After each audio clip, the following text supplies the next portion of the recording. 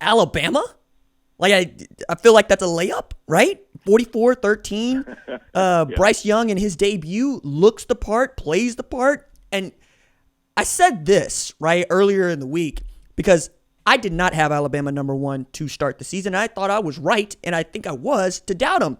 With the turnover that you have, OC, quarterback, wide receiving core, center, CB1. Like, we can keep going down the list, but the only team that seems to actually reload is Alabama, and that's all Nick Saban. So I was totally impressed by what they did over the weekend. Yeah, and I was curious, on a national level, when you were watching that game and what they did with Miami, were you surprised at all at how smooth and efficient, how calm Bryce Young and that offense seemed to be right out of the gate? I was surprised that they put the ball in his hands as often as they did. Because I watched Bryce coming out of high school, right? As much as anybody else in Birmingham is a huge recruiting nerd. So I knew what they had at quarterback, but I also don't know what Bill O'Brien is like as a play caller. And I thought that he would have been handing the ball off a little bit more to Brian Robinson, to Jace McClellan, to Trey Sanders. But that was the other part about it is he could go anywhere he wanted to with the football, and that's without Jaleel Billingsley being out there, right? And by the way, Cameron Latu has two TD catches on 3 total. I was amazed that they were as efficient as they were. I was too. I have to be honest with you, just right out of the gate like that. The other one from Saturday that kind of stood out to me, and I'm curious what you thought, Georgia, they take down Clemson. More impressed with their defense or more kind of raising your eyebrows at their lack of offense from the Bulldogs? Knowing what I know about Brent Venables, I was not as down on their offense, though you got to work it out, man. You got to figure out what it is JT Daniels can and can't do, and you got to find better ways to distribute the football because as good as Zeus is, he can't carry that football team against the class opponents that you're going to have to face. But the only TD in the game came from the defense, which in my book is a true scoring defense, right? So if I can go get you 6 as the defense, I feel good about who you are. So I was really impressed, especially against a Clemson team that we all thought had a Heisman quarterback, right? And we all thought had these big, long, wide receivers and this backfield of just studs that can fly. And Dan Lanning and Kirby put the clamps on them, said, "You shall not pass, sir." I was very impressed with the defense, and I guess I'm more impressed with the defense than I am down on the offense. So that leaves, of course, they had the UAB game, and granted, it's Conference USA, it's UAB, but they had the 7th-ranked defense in the country last year. Bill Clark and his boys had the shutout to open up their season for UAB. Do you see this as a trap game at all? Should there be any concerns for Georgia going in up against UAB? No. Georgia is the most talented team on paper in college football, right? Or it's up there with Alabama, right? Those 2 teams. You should out-talent them, which means lean on the run, play your base defense, and let your athletes do what they do. Because as much as we all love Bill Clark and what he's done at UAB, and full credit to that, yo, man, it's Georgia. You are the University of Alabama, Birmingham, right? They make it so Alabama's always going to be one up on you, and that's because they need Alabama to be good enough to go beat Georgia, which means that Georgia's probably going to hand UAB its head. But that doesn't, how you acquit yourself as your UAB is how you acquit yourself. I think you cover the spread at the very least, right? And as good as the defense might be at UAB, the offense is not going to be able to move the football on that defense, and you know it, right? We're looking at a couple forced fumbles here. We're looking at a bunch of sacks. We're probably looking at a couple INTs, if not returned for touchdowns. We're talking with RJ Young of Fox Sports here on the Michelob Ultra Hotline on the Matt McLaren Show. Outside of Alabama, and I thought Georgia was impressive even with the lack of offense, who in the world do you slot in behind these 2 teams after a lot of teams at the top struggled in opening week? It's a very good question. As a matter of fact, I was making the joke that when I was filling out my ballot that I wish I could put 4 or 5 spots between Alabama and the next team being Georgia, right? Because they were just heads and tails above. But right now, I got Ohio State in that spot. They really did struggle in the first half. I was at that game in Minneapolis, and they were playing against a team that I call Wisconsin Light in Minnesota because they run this really interesting duo zone with Muhammad Ibrahim, who is done for the season. But they found themselves, they played 14 true freshmen who are going to get better. They had a first-year starter who hadn't thrown a pass, ends up with 294 on 13 completions. I like them at 3 right now. Oklahoma might have had a Syracuse moment. And by that, I mean, you remember 2018 when we all were like, Clemson ain't it because they only beat Syracuse 27-23 and then handed Alabama its head in the national championship game? I think both Ohio State and Oklahoma get an opportunity to show that that is who they are this year, as opposed to, I don't know about those squads, right? And the other one that I think I was impressed by is Texas, quite honestly, who's going to get a good game against Arkansas, because that Louisiana team is not only a defending co-Sun Belt champ, they returned 98% of their team from last year. So you were basically playing the 2020 team that we all thought was pretty good and damn near put Coastal Carolina in its place early in the year.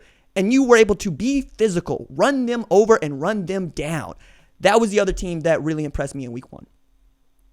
Yeah, I would agree with you, man. I thought Texas, especially with some of the struggles they'd had early in seasons with Tom Herman, I thought it was important for Sark to come out. And it was just a clean, methodical game, a game in which Texas finally got a lead against an opponent and didn't allow them to get back into the game, which they really didn't see that much under Tom Herman. I got to agree. I thought Sarkisian, at least in his debut week, showed a little bit of something. But as we move into week 2, you mentioned it, Texas does have Arkansas. What do you like about that matchup, and does Arkansas have a chance maybe to pull a surprise upset on Texas? I think if Kendall Browse can get that veer and shoot to moving against Pete Kwiatkowski's defense, they got a shot. But Texas is big. Texas is physical. It's almost like Steve Sarkisian walked into a ready-made situation to be some version of Alabama light in the way that he wanted to play football. I'm not saying that they're that good. I am saying that he has Bijan Robinson 7.5 yards deep, and he's going to run him. You know, he's got Jordan Whittington running across the middle, and they're going to throw him the football. And then you got a guy who's finally able to coordinate the defense in such a way that you feel good about how they're going to keep teams in check.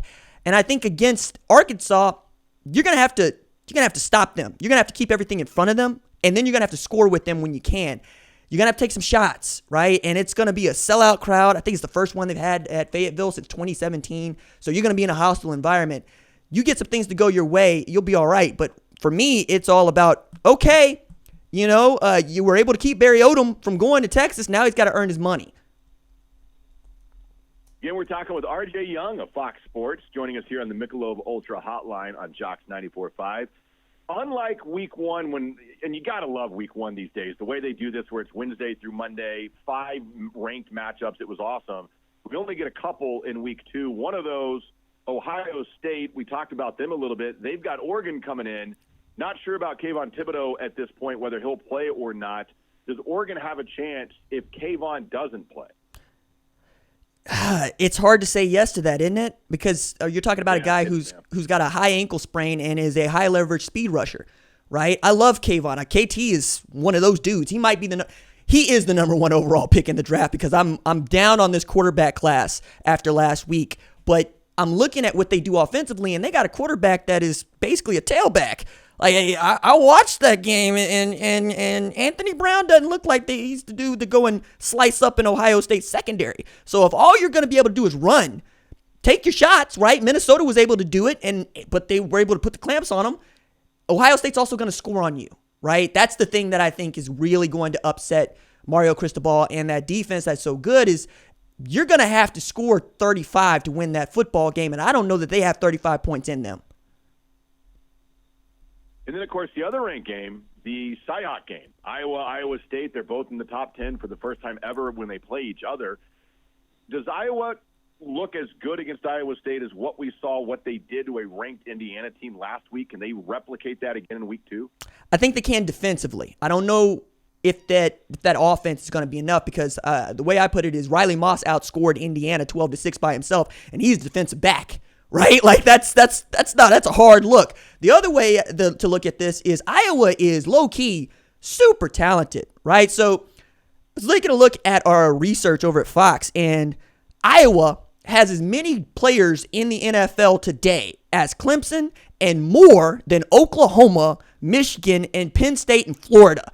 Like, as quiet as it's kept, there's some dudes over there at Iowa. And I think when you're looking at Iowa State, they're going to try to play ball control defense, right? They're going to, or offense. They're going to hand the ball to Breece Hall, their unanimous All-American back, and they're going to run at you. And then they're going to play that John Haycock drop 8 and keep everything in front of you, in which case Spencer Petras is going to have to pick you apart in the quick game. And I don't know that they can run at him like that because they got what I think is the best linebacker in all of football in Mike Rose, who's cleaning up everything. So I hesitate to say it, but I'm giving Iowa an edge here, mostly on the strength of their defense. And again, like Georgia, having that scoring defense is an edge for me. If you can go get me 6 as a defense, we ought to go win you a football game.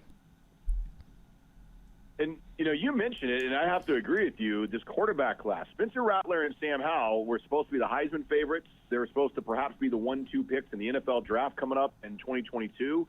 I thought in each of their individual games, they were outplayed by their opposing quarterback. How did you think those matchups went for each of those guys in week 1? I don't know that they were outplayed. I think that they were reading us and listening to us is what I think. I think Sam Howell did not have the supporting cast that he had last year, and that was something I was actually very loud about. It's like, yo, De'Ami Brown's gone. Daz Newsom's gone. Michael Carter and Javonte Williams, they're gone. You got brand new parts over here, and I'm not sure all these dudes are ready to try to help you go win a thing. And then they're able to pick him off because Justin Fuente's defense plays a little defense. And then for Spencer, he's 30 of 39 for over 300 yards passing, but he's doing this Brett Favre thing where he's just trying to force it into windows that he doesn't have to. Just check the ball down, right? Because I feel like Tulane was ready to play Oklahoma. And Oklahoma expected to just run right over Tulane. And it looked that way at times, right? It's 34-14 in the third quarter, and it's 40-35, and Tulane had an opportunity to win it at the end because Michael Pratt said, nope, you're going to try to knock me out, but I'm not going out. I'm coming back in. We're going to try to win this. I think they have a lot to show to try to get into that number 1 spot, but right now, if I'm an NFL GM, I'm going to just take the pass rush and keep moving. Yeah, I would agree with you. All right, RJ, last question before I let you go. I started with you. Who impressed you the most? I'm going to wrap it with you. Who were you most disappointed in their week 1 performance? Oh, wow. That's a very interesting question. I think it's got to be Clemson because this is the only ranked matchup on their schedule to start the season. The rest of their schedule is booty. Kayshawn, to be blunt about it. I thought that with Uwe Ungalale and Tony Elliott, you would have, and Will Shipley and Lynn J. Dixon and Brent Venables doing what he does on defense, that you were going to be right back to where you were. Like, this is a play-in game for Clemson for the playoff. Not for Georgia, because if they go win the SEC, we're going to put them in, right? That's just the way that it is. I needed Clemson to show me more. I needed them to run the ball more. You had 2 yards rushing and scored 3 points. That's disappointing to me, especially knowing as talented as you are and as highly as you think of yourselves, and how we all try to dunk on the ACC because, quiet as it's kept, they were skunked last week. Not a single ranked ACC team won a game, unless you want to talk about Notre Dame, and I consider them to be in an entanglement with the ACC, an open marriage with the ACC. So I don't really give them that much credit. So I'm going to go with Clemson to answer that question. All right, RJ Young, man, great stuff. Really enjoyed the conversation. Appreciate your time. Matt, thanks so much, man. Have a good day.